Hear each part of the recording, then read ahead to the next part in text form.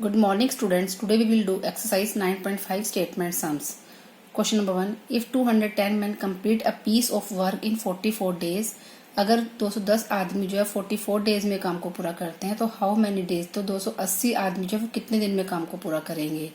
तो आपके पास मैन 2 बार है तो स्टेटमेंट लेंगे 200 man complete work in equal 44 days. तो एक आदमी जो है कंप्लीट पूरा करने में ज्यादा टाइम लगेगा तो आप ज्यादा के लिए क्या करोगे, मल्टीप्लाइड 44 को 210 से। अब 280 मैन ने काम कंप्लीट करना तो क्या बनेगी स्टेटमेंट 44 मल्टीप्लाई 210 अपॉन 280। आप यहाँ से इक्वेशन को सॉल्व करके वैल्यू निकालोगे 33 डेज। सेकंड क्वेश्चन, 63 जो काउज है वो एक फील्ड को 12 डेज में ग्रेज करती है, मतलब वहां की घास खाती है। तो हाउ मैनी काउ, तो कितनी गाय जो है वो उसी फील्ड को 9 डेज में कंप्लीट कर देंगी। Number of cows graze in 12 days, 12 days में कितनी काउज पूरा करती है, ग्रेज करती है 63। Number of cows graze in 1 day, तो एक दिन में अगर हमने काउ ने अगर ग्रेज करना है तो क्या स्टेटमेंट बनेगी 63 multiply 12। Number of cows graze in 9 days, 9 days में फिर कम टाइम लगेगा तो आप 9 को डिवाइड कर दोगे और आंसर आ जाएगा सॉल्व करने के बाद 84 काउज। क्वेश्चन नंबर 3, एक हॉस्टल में 100 बॉयज हैं और उनके लिए 40 डेज का प्रोविजन है। प्रोविजन का मतलब उनके लिए खाना। If 60 more boys join the hostel, अगर 60 बॉयज और आ जाते हैं तो वो जो खाना है प्रोविजन मतलब कितने दिन तक चलेगा। तो provision for 100 boys for 40 days, तो एक बॉय के लिए ज्यादा दिन चलेगा 40 मल्टीप्लाई 100। तो उसमें आपको कहता है 60 बॉयज और आ गए हैं तो 100 प्लस 60 मतलब टोटल 160 बॉयज हो गए। तो उनके लिए प्रोविजन क्या रहेगा 40 मल्टीप्लाई 100 अपॉन 160। सॉल्व कर लोगे, कैलकुलेट करने के बाद वैल्यू आ जाएगी 25 डेज। क्वेश्चन नंबर 4, 51 मैन जो है वो एक ट्रेंच को, मतलब यहाँ पे होगा खदान को खोदते हैं सुरंग को 12 डेज में, तो 36 मैन को कितना टाइम लगेगा। स्टेटमेंट बनेगी 51 man can dig the trench in 12 days, तो 1 मैन क्या करेगा, ज्यादा टाइम लगेगा 12 multiply 51। 36 man can dig the trench in equal, solve करके वैल्यू निकालोगे 17 डेज। क्वेश्चन नंबर 5, ये भी आपका सेम ऐसे जैसे आपने ऊपर किए हैं कि 360 मैन जो है वो एक काम को कंप्लीट करने में टाइम लगाते हैं 11 मंथ्स का। अगर वही काम 9 मंथ में पूरा करना हो तो कितने आदमियों की जरूरत पड़ेगी। अब आपके पास यहाँ पे मंथ 2 बार है, मंथ अंदर की तरफ आ जाएगा। स्टेटमेंट बन जाएगी man employed to finish work in 11 month. 11 month में काम पूरा करने के लिए कितने आदमियों की जरूरत है 360 की।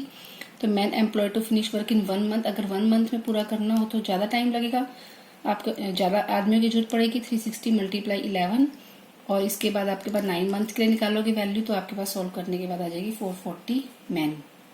क्वेश्चन नंबर 6, एक ship has provision for 600 passenger. इस टाइप क्वेश्चन मैंने आपको पहले भी करवाया था कि 600 पैसेंजर्स के लिए जो प्रोविजन है, प्रोविजन का मतलब होता है उनके लिए खाना पीना एटसेट्रा, तो 50 डेज के लिए है। तो 150 मोर पैसेंजर्स और आ जाते हैं यदि शिप में, तो वही जो प्रोविजन है मतलब खाना है, खाना पीना, वो कितने दिन तक चलेगा। वही आप पहले की तरह 600 पैसेंजर्स के लिए प्रोविजन है 50 डेज का, तो 1 पैसेंजर के लिए प्रोविजन होगा, 1 पैसेंजर के लिए ज्यादा दिन खाना चलेगा तो 50 मल्टीप्लाई 600। 150 पैसेंजर्स और आ गए तो मतलब 600 में 150 प्लस कर लोगे 750। 750 passengers have provision for equal करके 50 मल्टीप्लाई 600 अपॉन 750। आप यहाँ से वैल्यू कैलकुलेट कर लोगे और आंसर आ जाएगा आपके पास 40 days.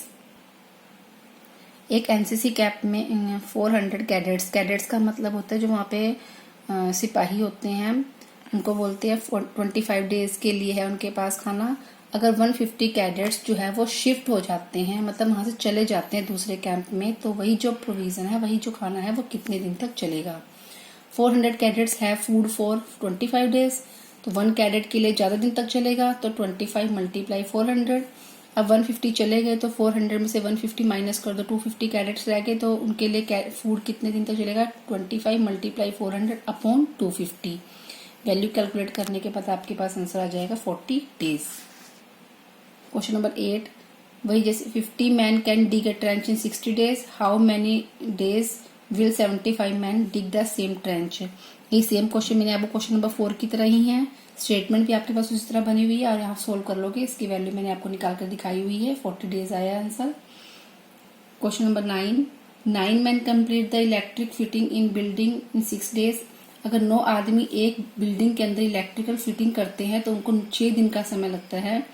How many days will 27 man to take the job.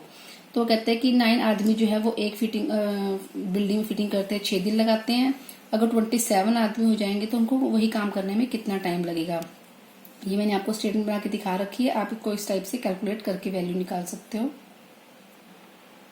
एक बस डिस्टेंस कवर करती है 4 आवर्स 20 मिनट्स में और स्पीड है बस की 60 किलोमीटर पर आवर।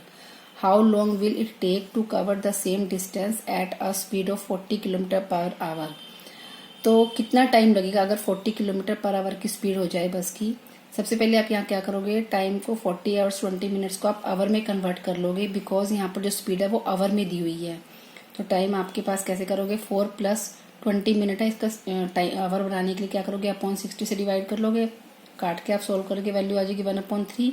उसके बाद आप यहाँ पे 1 और 3 का एलसीएम ले लोगे 3, फिर 3 को 1 से डिवाइड किया और फिर उसके बाद 4 से मल्टीप्लाई किया 12, प्लस 3 को 3 से डिवाइड किया 1, 1 को 1 से मल्टीप्लाई किया 1, 12 + 1 कितना आएगा 13/3 आवर्स। अब आप स्टेटमेंट बनाओगे, इन्होंने बोला है कि टाइम निकालना है क्वेश्चन में, तो आप क्या लिखोगे, time taken to cover the distance with speed 60 kilometre per hour. मतलब 60 किलोमीटर पर आवर की अगर स्पीड से चलती है बस तो कितना टाइम लगता है, 13/3 आवर्स। अगर वही बस जो है 1 किलोमीटर पर आवर की स्पीड से चलेगी तो क्या टाइम लगेगा आपके पास, ज़्यादा टाइम लगेगा, तो मल्टीप्लाई 60 कर दोगे।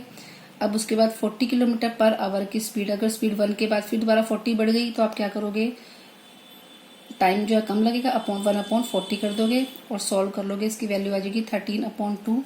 मिक्स फ्रैक्शन में चेंज करोगे तो 6 जब 1/2 आवर्स आ जाएगा। यहाँ पे 6 का मतलब तो 6 आवर्स हो गया और 1/2 आवर का मतलब हो गया 30 मिनट्स। यहाँ से वैल्यू कैलकुलेट करके आप अपने सम्स को सॉल्व कर सकते हो।